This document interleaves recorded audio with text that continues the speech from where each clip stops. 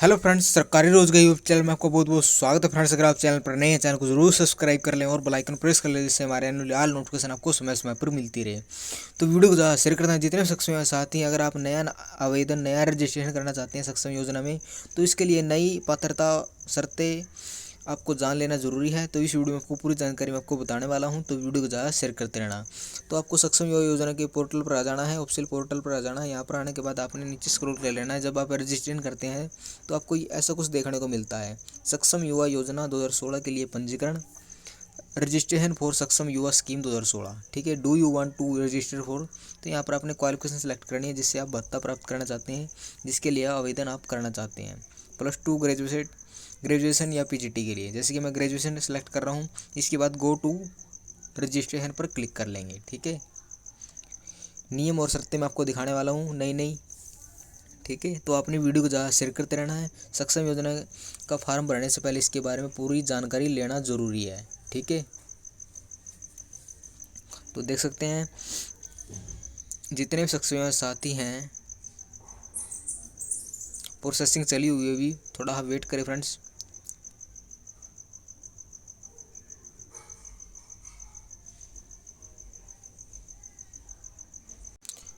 तो इसके बाद ऑप्शन खुल जाता है, देख सकते हैं सक्षम युवा योजना के लिए 2016 के लिए पंजीकरण। ठीक है, ग्रेजुएशन के लिए रजिस्ट्रेशन के लिए मैंने अप्लाई किया था। तो यहाँ पर आपको नीचे टर्म एंड कंडीशन मिलेंगी, नियम और शर्तें। जी हाँ, इस पर हम क्लिक कर लेंगे। ठीक है, क्या कुछ पात्रता और शर्तें बताई गई हैं, तो मैं इस वीडियो में आपको पूरी जानकारी में बताने वाला हूँ। ठीक है, वीडियो को ज़्यादा शेयर करते रहना है आपने। तो जैसे कि मैं नियम और शर्तें पर क्लिक करूँगा। ठीक है, क्लिक करने के बाद आप देख सकते हैं क्या कुछ पात्रता और शर्तें रखी गई हैं। तो आवेदक है जो हरियाणा का स्थायी निवासी होना चाहिए। फर्स्ट पॉइंट है, आवेदक है जो हरियाणा का स्थायी निवासी होना चाहिए रजिस्ट्रेशन करने के लिए। नेक्स्ट पॉइंट होता है, आवेदक संबंधित रोजगार कार्यालय के लाइव रजिस्टर पर पंजीकृत होना चाहिए। यदि स्नातक आवेदक पहले से पंजीकृत नहीं है तो विभाग की वेबसाइट acharyax.gov.in पर अपना नाम पंजीकृत करवा सकते हैं। अगर आपने एम्प्लॉयमेंट डिपार्टमेंट हरियाणा में रजिस्टर्ड नहीं करवाए तो जल्द से जल्द रजिस्ट्रेशन करवा लें। ठीक है, क्योंकि रजिस्ट्रेशन नंबर के बगैर आपका सक्षम योजना में रजिस्ट्रेशन नहीं होगा। ठीक है, तो पंजीकरण एम्प्लॉयमेंट डिपार्टमेंट हरियाणा में करवा लें। ठीक है, लाइव रजिस्टर पर आपका स्टेटस होना चाहिए। ठीक है, तभी आप सक्षम योजना का फॉर्म में अप्लाई कर पाएंगे। तो तीसरा पॉइंट में बताया गया है, पात्र स्नातक डिग्री केवल पंजाबी विश्वविद्यालय पटियाला और यूटी चंडीगढ़ या एनसीटी दिल्ली या हरियाणा में स्थित किसी भी मान्यता प्राप्त विश्वविद्यालय से नियमित पाठ्यक्रम के माध्यम से प्राप्त की जानी चाहिए। ठीक है, ये पॉइंट आपको समझ में आ गया। और अगला पॉइंट है चौथा, 21 से 35 वर्ष के बीच आपकी एज होनी चाहिए। जी हाँ, 21 से 35 साल के बीच आप फार्म भर सकते हैं। और 21 से 35 साल तक है जो बेरोजगारी भत्ता दिया जाता है सक्षम योजना के तहत। ठीक है, तो अगला 5वां पॉइंट है, आवेदक पूर्णकालिक पाठ्यक्रम के तहत एक नियमित छात्र नहीं होना चाहिए।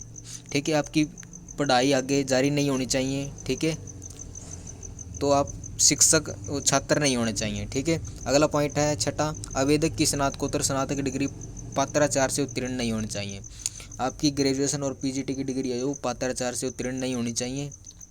अगला पॉइंट आता है 7वां, आवेदक सरकारी सेवा से बर्खास्त ना किया गया हो। ठीक है, अगला आता है 8वां पॉइंट आता है, आवेदक किसी भी तरह के रोजगार जैसे सार्वजनिक, निजी क्षेत्र, अर्ध सरकारी और स्वरोजगार में शामिल नहीं होना चाहिए। ठीक है, अगला पॉइंट है, आवेदक की सभी स्रोतों की वार्षिक आय 3 लाख रुपये से अधिक न हो। जैसे कि मैं आपको बताता रहता हूँ, जो फैमिली आईडी या परिवार पहचान पत्र है उसमें आपने 3 लाख से कम इनकम करवानी है। जैसे कि इसमें भी टर्म एंड कंडीशन शर्तें, पात्रता और शर्तें में बताया गया है साफ साफ, आवेदक की सभी स्रोतों से वार्षिक आय पारिवारिक 3 लाख रुपये से अधिक ना हो। ठीक है, इसमें साफ साफ बताया गया है, ये बात आप ध्यान से देख लेना।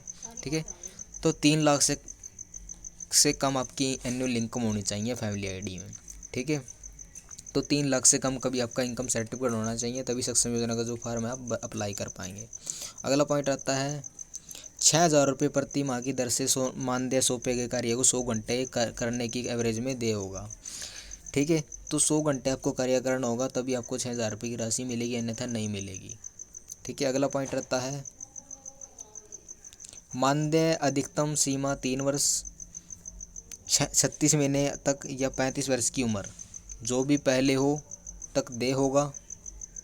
3 वर्ष की अवधि मानद कार्य प्रदान करने की तिथि से प्रारंभ होगी और 35 वर्ष की आयु का निर्धारण स्ट्रिक 35 वर्ष पूरी होने की तिथि के आधार पर होगा।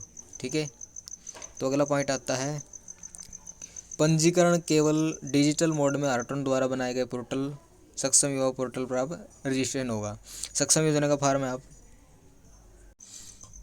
तो आपको बता दूं मैं, सक्षम योजना का जो फॉर्म है आप ऑनलाइन माध्यम से आप रजिस्ट्रेशन कर सकते हैं, ऑफलाइन माध्यम से आप रजिस्ट्रेशन नहीं करवा सकते। ठीक है, साफ साफ बता देता हूँ, ये पॉइंट आपका क्लियर हो चुका है।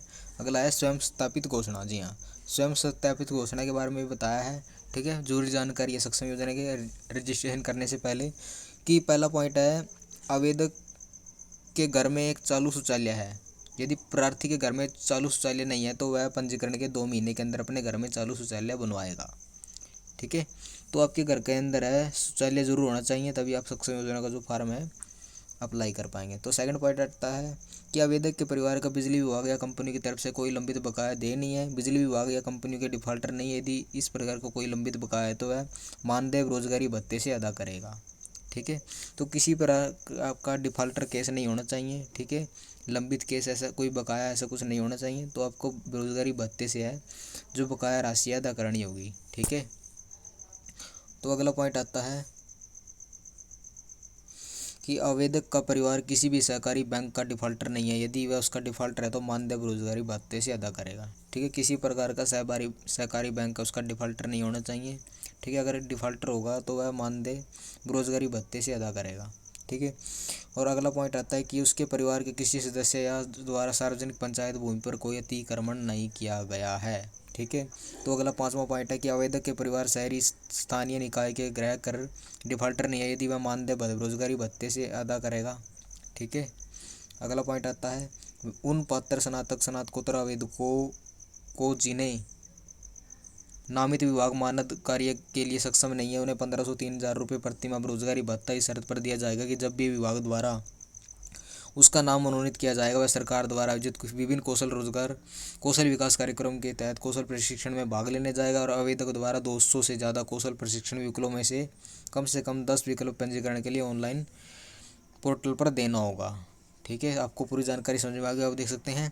ठीक है, अगला पॉइंट है, यदि लाभार्थी निश्चित कौशल प्रशिक्षण में भाग लेने के लिए पहली बार विफल रहता है तो उसका भत्ता निलंबित कर दिया जाएगा। ठीक है, और अगला है, यदि वह इस प्रकार के दूसरे कौशल प्रशिक्षण में भाग नहीं लेता तो लेता है या लेती है तो उसे योजना से बाहर कर दिया जाएगा। ठीक है, ये पॉइंट भी आपका क्लियर कर दिया है मैंने।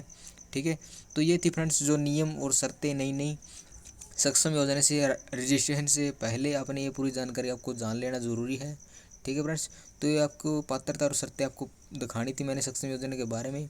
ठीक है फ्रेंड्स, तो आपने वीडियो को ज़्यादा शेयर करते रहना है ताकि सभी बेरोजगार युवाओं को रजिस्ट्रेशन करने से पहले यह पूरी जानकारी उनको मिल सके, ताकि उनको जो भत्ता मानदेय बंद ना हो सके। ठीक है फ्रेंड्स, ये पूरी जानकारी आपके साथ शेयर करनी थी। मिलते हैं नेक्स्ट वीडियो में। जय हिंद, जय भारत।